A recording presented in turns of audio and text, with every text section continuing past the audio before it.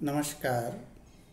BA part तृतीय का प्रथम प्रश्न पत्र समाजशास्त्रीय चिंतन की आधारशिलाएं, जिसमें इमाइल दुर्खिम का सामाजिक तथ्य का सिद्धांत पर आज हम बात करेंगे।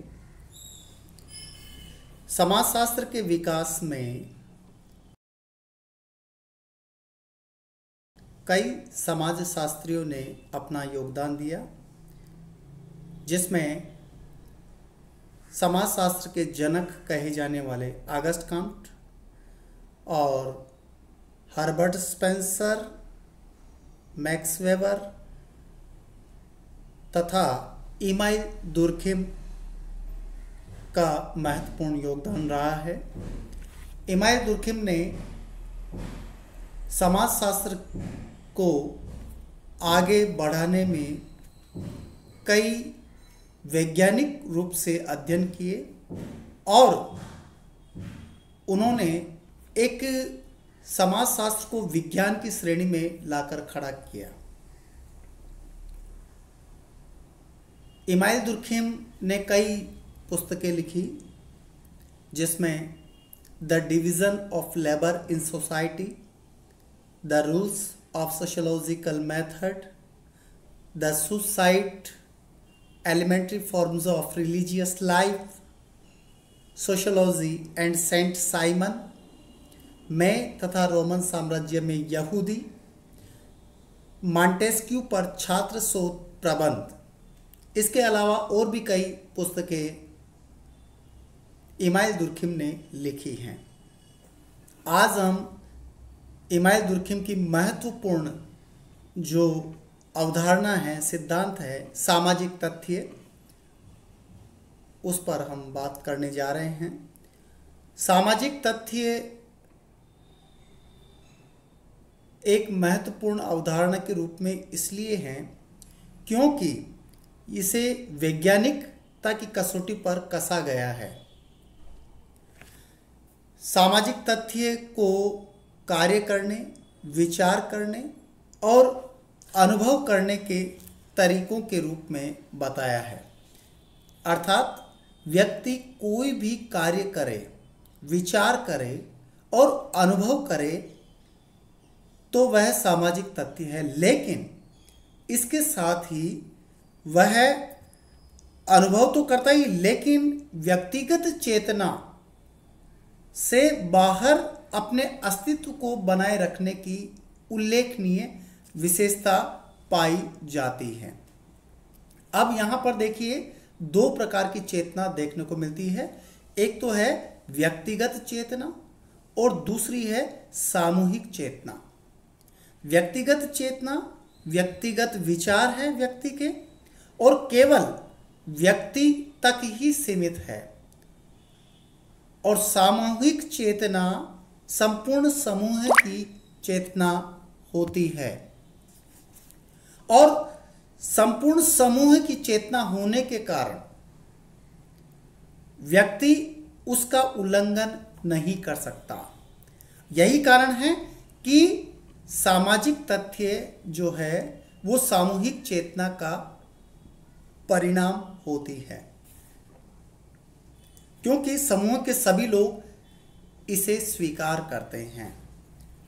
इमाइल दुर्खिम ने लिखा है कि सामाजिक तथ्य क्रिया करने का वह स्थायी अथवा अस्थायी तरीका है जो व्यक्ति पर बाहरी दबाव डालने में समर्थ होता है, अथवा पुनः क्रिया करने का एक तरीका जो किसी समाज में सामान्य रूप से पाया जाता है, किंतु साथ ही जो व्यक्तिगत अभिव्यक्ति से स्वतंत्र पृथक अस्तित्व रखता है।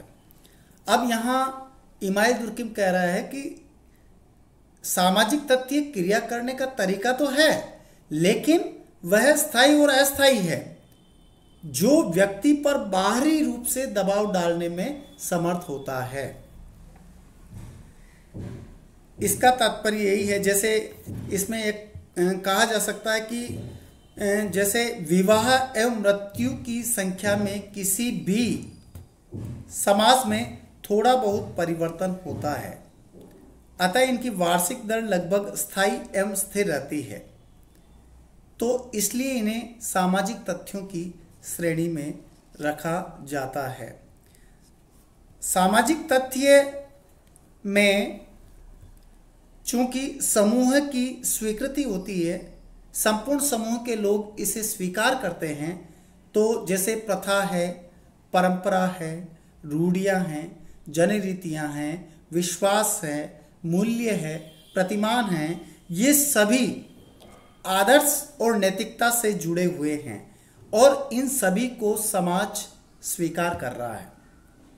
चूंकि पहले यह व्यक्तिगत चेतना का परिणाम थी, जब समूह कल्याण के साथ में यह जुड़ गई तो यह सामूहिक कल्याण के लिए सामूहिक चेतना का परिणाम बन गई।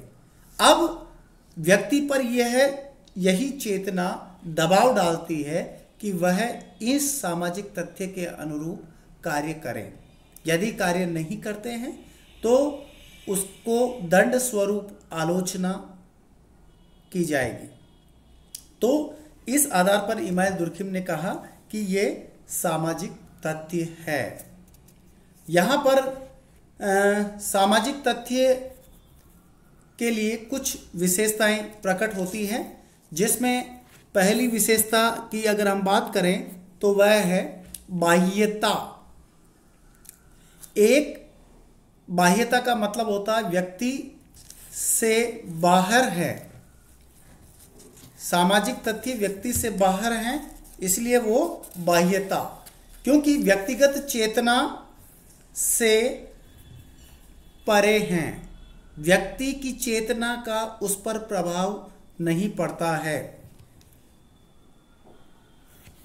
जैसे हम ये बात करते हैं कि सामाजिक तथ्यों की उत्पत्ति सामूहिक चेतना से होती है, इसलिए ये व्यक्तिगत तथ्यों से पृथक एवं भिन्न है। जैसे हाइड्रोजन और ऑक्सीजन से मिलकर के पानी बनता है H2O, लेकिन जब इसको अलग करते हैं फिर भी अगर हम H2O को देखें तो यद्यपि यह हाइड्रोजन के 2 अणु और ऑक्सीजन का 1 अणु मिलकर के पानी बना है।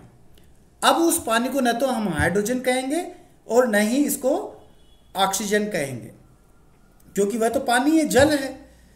पानी इन दोनों से अपना पृथक और स्वतंत्र अस्तित्व रखता है। सामाजिक तथ्यों का निर्माण भी समूह के सदस्यों की सामूहिक एवं पारस्परिक अंतःक्रिया के परिणाम स्वरूप होता है। जैसे मनुष्य के मन में विचारों का जन्म विभिन्न कोशिकाओं की पारस्परिक अंतःक्रियाओं के कारण होता है, उसी प्रकार से विभिन्न व्यक्ति की अंतःक्रिया के कारण सामूहिक चेतना और सामूहिक विचारों का जन्म होता है। फिर उनका अस्तित्व व्यक्ति विशेष की चेतना से बाहर और पृथक होता है। वे किसी व्यक्ति की व्यक्तिगत संपत्ति नहीं होते। सोचने, विचारने, अनुभव करने एवं कार्य करने के तरीके समाज में पहले से ही विद्यमान होते हैं, लेकिन जब उनमें धार्मिक विचार और विश्वास, प्रथाएं, नियम, नैतिकता आदि जो कि सामूहिक चेतना की उपज होते हैं, व्यक्ति की शक्ति और अधिकार से परे होते हैं, इसीलिए इन्हें सामाजिक तथ्यों की श्रेणी में गिना जाता है। अर्थात ये व्यक्ति की चेतना से बाहर है। व्यक्ति ये चाहे कि मैं इसको तोड़ मरोड़ दूं तो वो ऐसा नहीं कर सकता है, क्योंकि अब ये संपूर्ण समूह की संपत्ति हो गई है। जैसे नैतिकता की बात करें, विश्वास की बात करें, धर्म की बात करें, तो धर्म पहले व्यक्तिगत चेतना थी, अब ये सामूहिक चेतना का परिणाम हो गई है। अब केवल अकेला व्यक्ति ये देखता है कि मैं इसको बदल दूं तो वो नहीं बदल सकता है, उसमें संपूर्ण समूह की चेतना सम्मिलित हो गई है, इसलिए वो सामाजिक चेतना बन के फलस्वरूप, सामूहिक चेतना के फलस्वरूप सामाजिक तथ्य के रूप में माना जाता है। तो पहली जो विशेषता की बात करते हैं इमानुएल दुर्किम की, वो है बाह्यता। दूसरा है बाध्यता। अब देखिए, बाध्यता इस रूप में है कि एक तरफ तो मानव के द्वारा सामाजिक तथ्यों का निर्माण किया है सामूहिक चेतना के कारण से, अब वही सामाजिक तथ्य व्यक्ति पर बाध्य कर रहा, व्यक्ति को बाध्य कर रहा है कि उन सामाजिक तथ्यों के अनुरूप वह कार्य करे।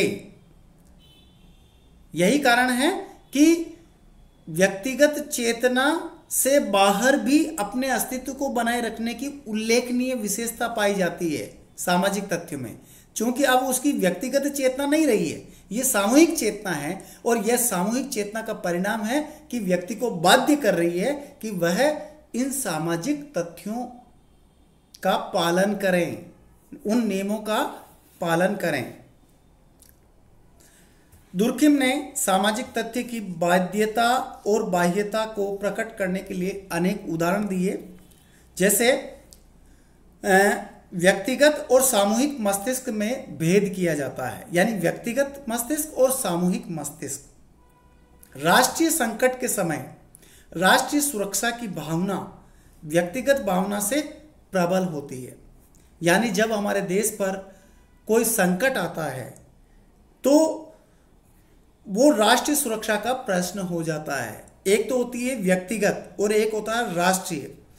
व्यक्तिगत भावना के आधार पर बलिदान करने वाले व्यक्तियों की संख्या राष्ट्रीय भावना से प्रेरित होकर बलिदान करने वालों में कम होती है।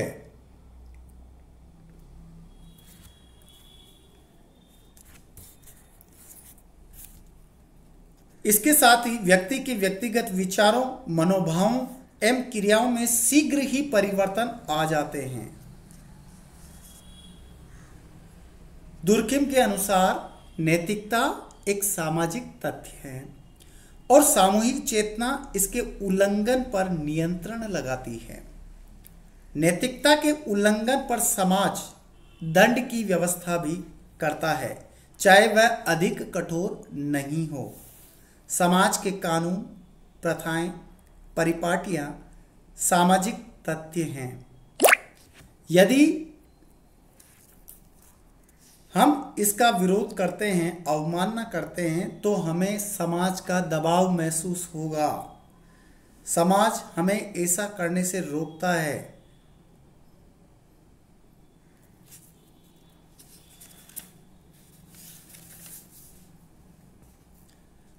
दुर्किम का मानना है कि सामाजिक तथ्यों की बाध्यता को कई बार प्रत्यक्ष रूप से देख नहीं सकते, किंतु अप्रत्यक्ष रूप से बाध्यकारी होते हैं। जैसे समाजीकरण और शिक्षा का एक महत्वपूर्ण उदाहरण है। समाजीकरण और शिक्षा के द्वारा हम बच्चे पर कार्य करने, अनुभव करने और विचार करने के तरीकों को थोपते ही तो हैं। प्रारंभ से ही बच्चे को हम नियमित समय पर खाना पीना, सोना बैठना सिखाते हैं, उसे बाध्य करते हैं। हम उसे स्वच्छता, शांति और आज्ञाकारिता के लिए बाध्य करते हैं। हम उसे दूसरों के प्रति अच्छे विचार रखने, परंपराओं, नियमों, रीति रिवाजों आदि का सम्मान करना सिखाते हैं और काम करने की आवश्यकता आदि समझाते हैं। इन सब प्रतिबंधों की बाध्यता अनुभव होने के कारण यह है कि बाध्यता धीरे धीरे आदतों में बदल जाती है। शिक्षा का उद्देश्य भी समाजीकरण करना है। समाजीकरण के द्वारा बच्चे पर निरंतर यह दबाव पड़ता है कि वह समाज के अनुकूल बने और माता पिता तथा शिक्षक इस प्रक्रिया के प्रतिनिधि एवं मध्यस्थ होते हैं। दुर्खिम ने लिखा है कि एक सामाजिक तथ्य बाह्य दबाव की शक्ति से पहचाना जाता है। इसका प्रयोग यह व्यक्ति पर करता है अथवा व्यक्तियों में प्रयोग कर सकने के योग्य है और इस शक्ति की उपस्थिति उसके लिए विशिष्ट अनुमति से या उसका उल्लंघन करने वाले व्यक्ति के प्रतिरोध से जाने जाती है। तीसरी अगर हम बात करें सामाजिक तथ्य की विशेषता की, तो वह है सामाजिक तथ्य अधिवैयक्तिक होते हैं। अधिवैयक्तिक का मतलब यह है कि सामाजिक तथ्य व्यक्ति से परे होते हैं, यानी सामाजिक तथ्य साध्य है और व्यक्ति साधन है। नैतिक नियम, धार्मिक और राजनीतिक विश्वास आदि किसी भी व्यक्ति द्वारा प्रयोग किए जाने वाले तथ्य है, किंतु कोई भी वैयक्तिक क्रिया उन्हें पूर्ण रूप से उत्पन्न नहीं कर सकती। सामाजिक तथ्यों की उत्पत्ति सामूहिक चेतना के द्वारा होती है, अतः ये किसी एक व्यक्ति के नहीं वरन संपूर्ण समाज के होते हैं। यानी ये केवल एक व्यक्ति की धरोहर नहीं है, अपितु संपूर्ण समाज की धरोहर है। दुर्खिम इन्हें सामाजिक धाराएं कहता है। समय समय पर ये सामाजिक धाराएं व्यक्ति को विशेष प्रकार का आचरण करने पर बल देती है। सामाजिक तथ्य एक स्वतंत्र शक्ति है जो व्यक्ति के व्यवहारों में प्रकट होती है। तो इस प्रकार हम ये देख सकते हैं कि सामाजिक जो तथ्य है वो व्यक्ति से ऊपर है। चूंकि ये सामूहिक चेतना का परिणाम है, इसीलिए ये अधिवैयक्तिक होती है, अधिवैयक्तिक है। चौथी अगर हम बात करें तो सामाजिक तथ्य में सामाजिक उत्पत्ति, यानी सामाजिक तथ्यों की जो उत्पत्ति है वो सामाजिक है। व्यक्ति की व्यक्तिगत चेतना की उपज नहीं है, वरन ये सामूहिक चेतना की उपज है। इसकी उत्पत्ति समाज में होती है, समाज से होती है तथा इसका विकास समाज के इतिहास से जुड़ा हुआ है। जैसा समाज होगा वैसा ही उसका मिजाज होगा, उसी के अनुरूप उसके सामाजिक तथ्य होंगे। भारत में स्त्रियां घूंघट निकालती है, लेकिन यूरोपियन समाज में नहीं। अभिवादन के लिए हम हाथ मिलाते हैं, गले लगते हैं, पाँव छूते हैं, नमस्कार करते हैं, गुड मॉर्निंग आदि शब्दों का प्रयोग करते हैं। ये सभी सामाजिक तथ्य हैं, क्योंकि इनकी उत्पत्ति किसी व्यक्ति विशेष की देन नहीं है, वरन संपूर्ण समाज की देन है। इसलिए इसकी उत्पत्ति सामाजिक है। पांचवी विशेषता की यदि हम बात करें, वो है सामाजिक तथ्य सार्वभौमिक होते हैं। यानी सार्वभौमिकता का जो तत्व है वो इसमें पाया जाता है, अर्थात इसका प्रचलन सारे समूह और समाज में पाया जाता है। सभी इन्हें एक ही अर्थ में समझते हैं और उसका पालन करते हैं। सामाजिक तथ्यों में केवल उन्हीं तरीकों को सम्मिलित किया जाता है जो संपूर्ण समाज में सामान्य रूप से होते हैं। अगली विशेषता की यदि हम बात करें तो सामाजिक तथ्य कार्य करने, सोचने या अनुभव करने के तरीके हैं। चूंकि दुर्खिम द्वारा दी गई परिभाषा में यह स्पष्ट होता है कि सामाजिक तथ्य समाज अथवा समूह में कार्य करने, सोचने और अनुभव करने के तरीके हैं। जैसे एक व्यक्ति अपने विवाह के बारे में सोचता है, तब वह यह भी सोचता है कि विवाह साथी का चुनाव उसके परिवार, वर्ग, जाति, शिक्षा, व्यवसाय आदि के अनुरूप हो। उसकी इसी सोच पर भी सामाजिक तथ्य का दबाव, सामाजिक दबाव है कि वह, अतः यह दबाव ही है जो सामाजिक तथ्य हैं। हमारे व्यवहार और सोच विचार समाज की देन है। समाज ही इनकी उत्पत्ति का स्रोत है। हम समाजीकरण की प्रक्रिया द्वारा समाज में विभिन्न प्रकार का व्यवहार करना सीखते हैं। किस चीज को उचित या अनुचित मानते हैं, अच्छा या बुरा समझा जाता है, यह सब हमें समाज ही बताता है। और समाज में हमारी प्रथा, परंपरा, रूढ़ियाँ, जनरीतियाँ, विश्वास, ये आदि हमें सिखलाती है, बताती है कि हमें किस प्रकार का आचरण करना है। समाज हमारे व्यवहार से किस प्रकार की अपेक्षा रखता है। तो इस प्रकार सामाजिक तथ्य जो है वो कार्य करने, विचार करने और अनुभव करने के तरीके हैं।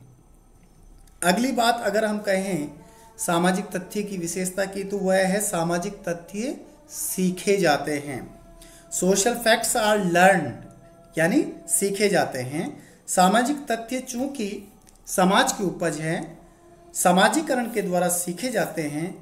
ये हमें कोई वंशानुक्रमण से नहीं मिलते हैं। और चूंकि शिक्षा समाजीकरण का एक उचित माध्यम है, औपचारिक या अनौपचारिक शिक्षा के माध्यम से व्यक्ति सामाजिक तथ्यों को सीखता है। परिवार के लोग व्यक्ति को यह सिखाते हैं कि उसे अभिवादन, वस्त्र आदि किस प्रकार से जो है धारण करना चाहिए, अभिवादन किस प्रकार करना चाहिए, ये सब निर्धारित होता है। तो इस प्रकार सामाजिक तथ्यों के बारे में इमाइल दुर्खिम ने अपनी बात रखी। सारांश रूप में अगर हम कहें तो सामाजिक तथ्य जो है वह कार्य करने, विचार करने, अनुभव करने के तरीके हैं जो व्यक्तिगत चेतना के बाहर भी अपने अस्तित्व को उल्लेखनीय, यानी अस्तित्व को बनाए रखने की उल्लेखनीय विशेषता उसमें पाई जाती है।